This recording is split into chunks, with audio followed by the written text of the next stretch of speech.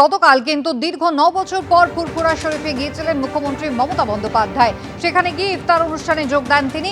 18ই December 2015 একেবারে 2016 বিধানসভা নির্বাচনের আগে পৌঁছেছিলেন মমতা বন্দ্যোপাধ্যায় এবং তারপর দীর্ঘ 9 বছরের ব্যবধান গতকাল তিনি পৌঁছলেন ফুরফুরা শরীফে। পাম্প চালিয়ে উঠছে বিল, কেএসবি পাম্প বাঁচায় বিদ্যুৎ, বিলের প্রবলেম গেল। বিদ্যুৎ সাশ্রয়কারী জার্মান টেকনোলজিতে তৈরি কেএসবি পাম্প। পয়সা বাঁচাও, টেনশন ভাগাও।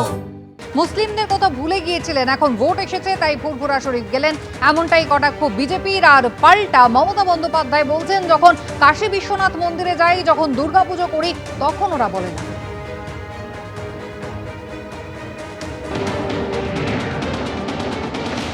উনি প্রত্যেকবার বিধানসভা ভোটের আগে যান, 16 সালেও গেছিলেন।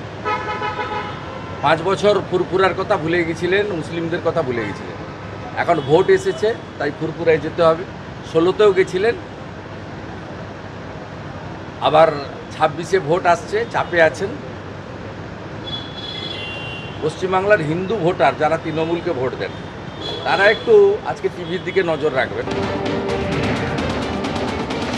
খারাপ লাগে এটাই, কমেন্টস করেছে এটা কি ভোটের সমীকরণ? আমি যখন কাশী বিশ্বনাথে যাই এই কোয়েশ্চেনটা করেন না, আমি যখন দুর্গাপুজো করি তখন তো কোয়েশ্চেন করেন না। জেনে রাখুন, আমি খ্রিস্টানদের ফেস্টিভ্যালেও যাই, আমি ঈদ মোবারকেও যাই, আমি ইফতার নিজে করি এবং রোজাতেও যাই, ইফতারেও যাই, ঈদেও যাই। গতকাল ফুরফুরা শরীফে গিয়ে পীরজাদাদের সঙ্গে বৈঠকও করেন মমতা বন্দ্যোপাধ্যায়। যদিও পীরজাদা তোহা সিদ্দিকী তিনি কিন্তু সমালোচনা করছেন, বলছেন যারা গতকাল দেখা করেছিলেন তার বেশিরভাগই ডামি পীরজাদা। ওখানে গিয়েছিল খুব জোরের 19 থেকে 20 জন ব্যক্তি গিয়েছিলেন, আর বাকি যারা ছিল তাদের ঘরে ড্যামি পীরজাদা বানানো হয়েছে। ড্যামি পীরজাদা যারা ফুরফুরা শরীফের পীর সাহেবদের আমাদের বংশের কেউ নাই।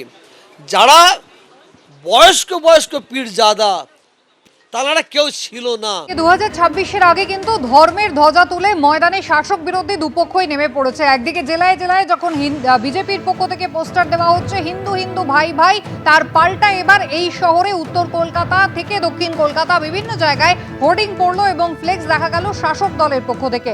তৃণমূল কংগ্রেসের আইটি সেলের পক্ষ থেকে এই পোস্টার, এই ফ্লেক্স দেখা যাচ্ছে শহরের বিভিন্ন প্রান্তে। হিন্দু যদি ভাই ভাই, তাহলে গ্যাসে কেন ছাড় নাই, এই প্রশ্ন তোলা হচ্ছে, রীতিমতো কটাক্ষ বিজেপি। পাশাপাশি দু জায়গার দুটো ছবি দেখতে পাচ্ছেন, একদিকে বিজেপির দেওয়া হোর্ডিং পোস্টার দেওয়াল লিখন, তার পাশাপাশি কিন্তু একেবারে খাস কলকাতায় উত্তর কলকাতায় শ্যামবাজার মোড়, যেখানে কিন্তু একেবারে শাসক দলের পাল্টা পোস্টারে ছেয়ে গিয়েছে।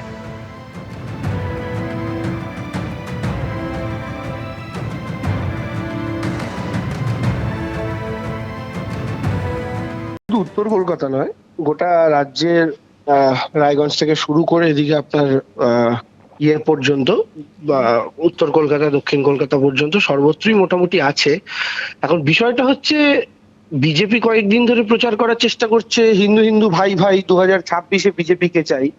তো বাংলার ছাত্র যুব সাধারণ মানুষ পাল্টা প্রশ্ন তুলছে যে হিন্দু হিন্দু যদি ভাই ভাই, তাহলে গ্যাসের দামে কেন ছাড় নাই? তো গ্যাসের দামটা তো হিন্দুকেও কিনতে হচ্ছে, মুসলমানকেও কিনতে হচ্ছে এই চড়া দামে। তো হিন্দু হিন্দু যদি ভাই ভাই, তাহলে সেই হিন্দু বাঙালির কপালেই কেন একটা পূর্ণমন্ত্রী নাই বাংলার মাটি থেকে? তো যদি হিন্দু হিন্দু ভাই ভাই হবে, তাহলে সেই হিন্দু হিন্দু ভাই ভাই অথচ আধার লিঙ্কে কেন ফাইন খাই? আধার গ্যাসের সাথে লিঙ্ক করানোর নাম করে 1000 টাকা করে ফাইন কেন কাটা হলো বাংলা সহ ভারতবর্ষের মানুষের থেকে? অর্থাৎ এদের যে রাজনীতি হিন্দু হিন্দু ভাই ভাই, এটা শুধুমাত্র হিন্দুদের রাজনৈতিক পণ্য হিসেবে ব্যবহার করার জন্য রাজনৈতিক অস্ত্র। কিন্তু আপনি যদি দেখেন তাদের যে রাজনৈতিক কৌশল এবং তাদের যে প্রশাসনিক যে কার্যপ্রণালী, তাতে কিন্তু হিন্দু মুসলমান নির্বিশেষে প্রত্যেক ভারতীয় শোষিত হচ্ছে, পেষিত হচ্ছে। ফলে স্বাভাবিকভাবে এই হিন্দু হিন্দু ভাই ভাই কথাটা কেবলমাত্র এদের মোড়ক, কিন্তু প্রকৃত অর্থে ভাইয়ের পাশে দাঁড়ানোর কথা যখন আপনি আসবেন, তখন দেখবেন সেক্ষেত্রে ভাই বলে আলাদা কেউ নেই। উল্টে আপনি দেখতে পাবেন যারা দেশের টাকা পয়সা নিয়ে পালিয়ে যাচ্ছে মধ্যে আসল ভাই মনে করছেন, অর্থাৎ মেহুল ভাই, নীরব ভাই, ললিত ভাই। যে হিন্দু হিন্দু ভাই ভাই এ ধরনের কোনো পোস্টার সারা পশ্চিমবঙ্গ জুড়ে লাগিয়ে দেওয়ার কোনো ইচ্ছা, কোনো কর্মসূচি বিজেপির নেই।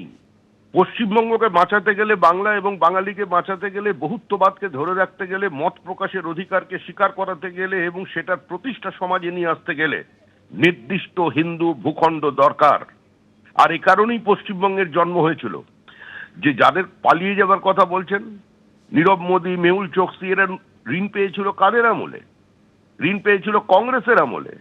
কংগ্রেস হরিলুটের মধ্যে টাকা বিলিয়েছিল, আর তখন তাদের পার্টনার ছিল এখানকার সবচেয়ে বড়, যারা প্রাতিষ্ঠানিক লুটের একটা দৃষ্টান্ত স্থাপন করতে পেরেছে, সেই তৃণমূল কংগ্রেস।